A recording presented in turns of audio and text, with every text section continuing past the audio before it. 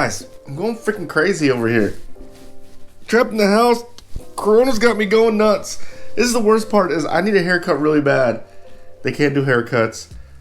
I think the hardest part is I can't work out. I was working out every day. And I definitely put the weight on. It sucks. What is up, guys? My name is Mark Santamaria. Welcome back to the channel. Welcome back to the RC vlog. Today, guys, it's a Mark's Garage. I'm going to do a 5-minute review on the Traxxas E-Revo 2.0. I've had this truck for about 5-6 months, maybe not that much, but I've driven it a whole bunch. It's my go-to car when I just want to go out and bash. And with this Corona happening, like I've been just driving out in the parking lots and stuff like that. Nonetheless, I'm going to do a 5-minute review. It's going to be kind of quick. I went over 5 minutes on my last video, but that was because of the intro. So you can't count the intro. Start counting the 5 minutes now. So this is it. This is the E-Revo 2.0. This is a brushless 10 scale monster truck. It doesn't look very 10 scale, but it was advertised as a 10 scale monster truck.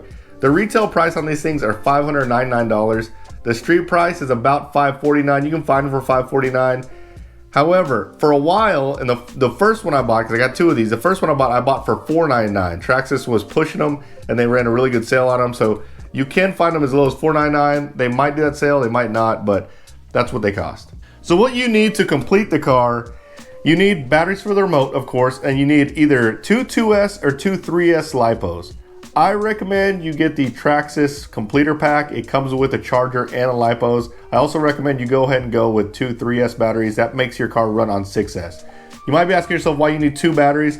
It actually runs both batteries in series, so you can't just run one battery unless you do some connection configurations or doing some soldering and changing the way you connect stuff in there.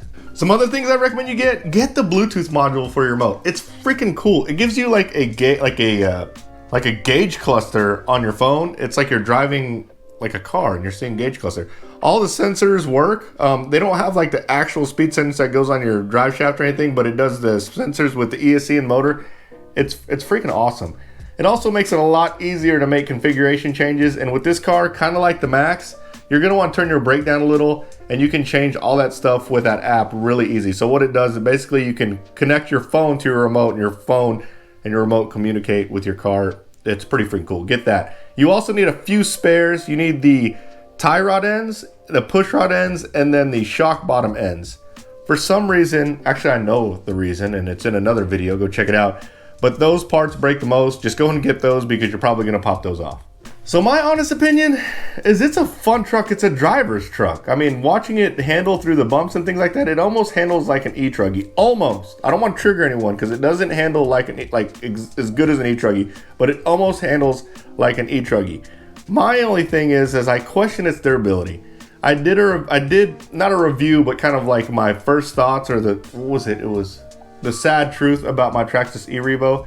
I broke my car like literally 3 out of the first 4 times I took it out. It was nuts. Yeah, my fear is it's gonna be someone's first car. They're gonna get it, and it's gonna leave a bad taste in their mouth when it comes to the RC hobby. Like, they're always gonna be working on it. They've spent a lot of money on it. It's not a cheap truck. So I don't know if I'd recommend this be your first car unless you already know what you're getting into, which is you're gonna be breaking stuff. I blew both servos probably the 5th or 6th time I took it out. I put a new Protec servo in it, so it's not the best truck if you want to just buy the car and be done with it and not have any problems. The first thing I noticed when I drove this truck is it is way easier to drive and way more manageable than the first E-Revo. So the first E-Revo didn't have a center diff. It was like ballistic fast. I mean, it would literally, if you ran on 6S, it would do standing double backflips. Like, this truck doesn't do that. This is way more controllable. It's a lot more easier to drive. And you can drive it with somewhat of peace of mind. I say somewhat because, again, I did break it the first few times, but yeah, it's way easier to drive and way more fun than the first E-Revo. That first E-Revo was just ballistic. It was almost scary to drive. With the size of the truck, it off-roads really well. It goes over the bumps, it goes to the fields, it kind of just hovers. It's freaking awesome. And actually, surprisingly, it's fun to drive on-road also. Like, you can tell it's barely, like the front wheels are barely touching ground. It's got so much power. It's so fast. I'm getting it like out of the box. I haven't changed any gearing. Running on two 3S 5,000 milliamp batteries. I'm hitting speeds of like 51, 52 miles an hour. I have some videos of those. Go check those out. So on to the pros and cons. Again, this car has incredible power. It handles really well over the bumps. It handles jumps really well. You really get a lot for the buck. Like, it's a good bang for the buck. If you truly think about it, for 500 bucks, you're getting a really solid A-scale brushless truck. I know it's advertised at 10 scale, but it's essentially an A-scale brushless truck. Super versatile. You can do anything with it. Again, it's my go-to car.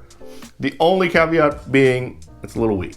Some of the things I didn't like about it when I first got it, the shocks are the older shocks. So the newer E-Revo before this and the new Nitro E-Revos, they came with the anodized shocks. My truck's really dirty. Again, I drive it pretty often. These came with the aluminum shocks. I thought that was really lame that they did that. Also, it is kind of lame that you need 2 batteries. I know for people that, you know, might be budget racing or budget RC, they don't want to buy 2 batteries. So you got to charge twice. You got to have a charger that handles 2. That's kind of a pain in the butt.